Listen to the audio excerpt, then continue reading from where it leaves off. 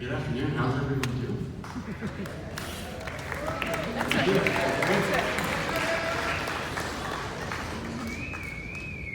Oh, okay.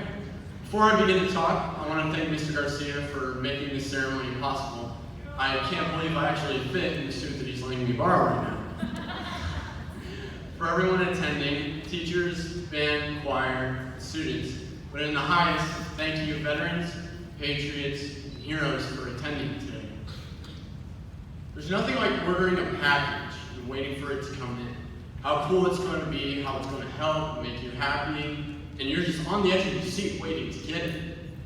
Even if it's a Skype call halfway around the world from your dad. My dad's a warrant officer for the military. I don't get to hear much of what he's allowed to tell us, but it takes a lot of passwords, checkpoints, locked doors, and long drives for him to make it to his office every day. He's been all over the world through deployments and work. He's a pretty important guy, and he's a pretty important guy to me too. My name is Matthew Bandow, the proud son of my dad, Colby Bandow. I've lived in Lago Vista all my life, and I was honored to be here to speak on behalf of my school for Veterans Day.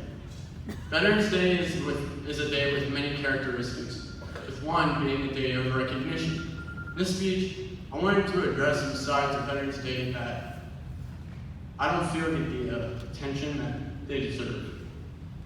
In a book called Johnny Got His Gun by Dalton Trumbo, a young soldier in World War I is fighting through a battle when an artillery shell hits near him and explodes, stripping the boy of all of his limbs, organs, eyes, and mouth, and every part of him, completely paralyzing his whole body, besides his brain, still in perfect condition, leaving him trapped within himself.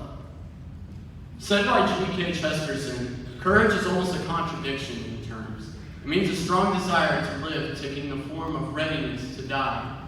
I wanted to include this quote not only to convey the sacrifice through someone giving their physical life, but the mental sacrifices as well.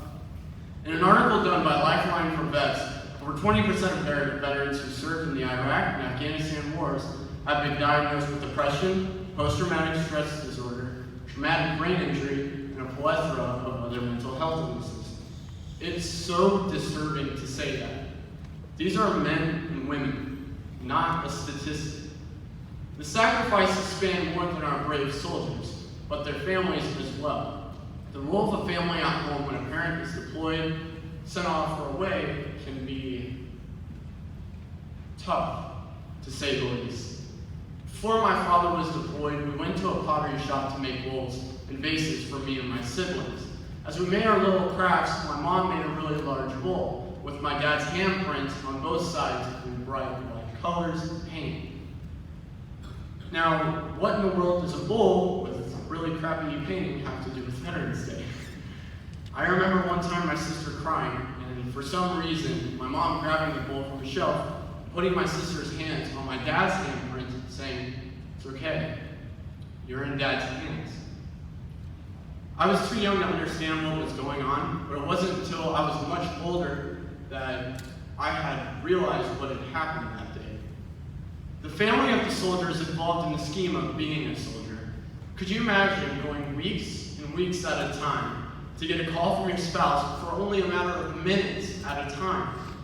Or to somehow make a call to your doctor on August 15, 2001 to hear the sound of your first baby son being born?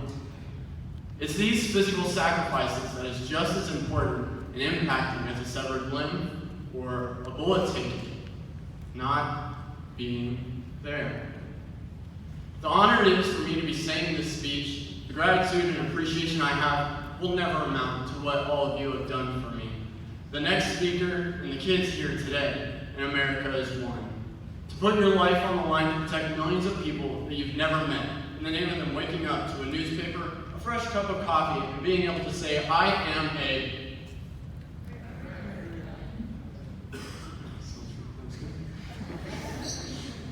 It's devastatingly unfortunate how your effort, dedication, and sacrifice are unseen through our society.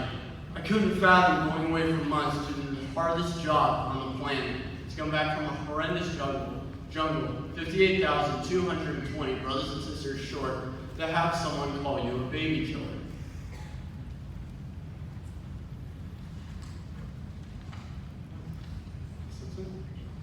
I feel we can change a lot of things to help our veterans personally, and it starts with us. If someone with a Korean War veteran hat is carrying a little too many groceries for themselves, ask to lend a hand. Wait till after the national anthem to kneel down and tie your shoes. I mean, I get it, the grass feels nice, but imagine if that grass was sand and your cleats were combat boots, and those jets had more planes than just flying over the state. My views on Veterans Day may be different from the next 17-year-old, but I don't want to solemnly give my thanks.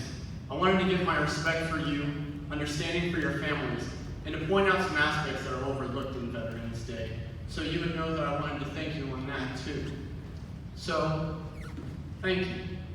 If it was not for every single one of you, I wouldn't have the opportunity to give this message.